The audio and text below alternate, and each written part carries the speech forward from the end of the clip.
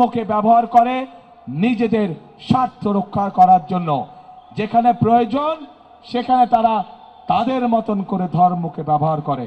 যখন এই কথা বলার পরে তীব্র সমালোচনা শুরু সমাজের প্রত্যেকটি মানুষের কাছ থেকে, তখন তারা বলছে তাদের এই আইডি নাকি হ্যাক হয়ে গিয়েছিল।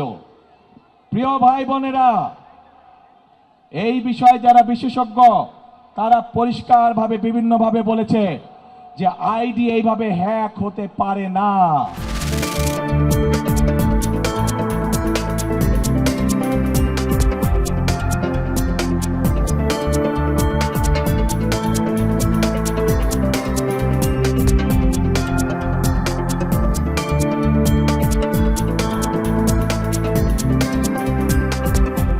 এক হাতে ফ্যামিলি কার্ড আর এক হাতে মায়ের গায়ে হাত।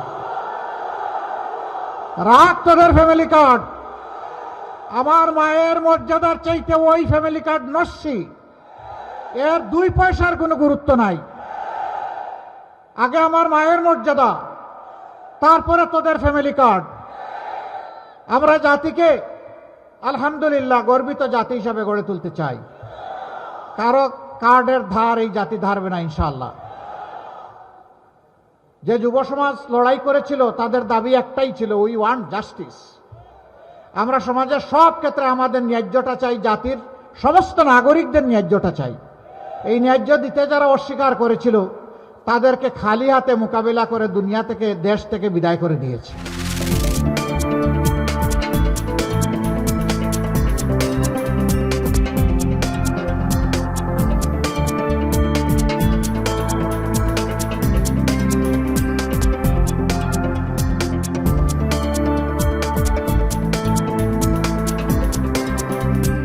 জায়গা যেটা দেখেছি সেটা হচ্ছে যে রাষ্ট্র সংস্কারের ম্যান্ডেট নিয়ে যে সরকার দায়িত্ব পালন করছে তারা শুরু থেকে সংস্কার শুধু সংস্কার হিসেবে দেখেছে। বাস্তবায়নের পথে যে ঝুঁকিগুলো থাকতে পারে, যে কোনো প্রতিষ্ঠান বা যে কোনো ক্ষেত্রে কার্যক্রম পরিচালনার ক্ষেত্রে যে ঝুঁকি চিহ্নিত করা, বিশ্লেষণ করে তার উপর ভিত্তি করে নিরসনের উপায় অনুসন্ধান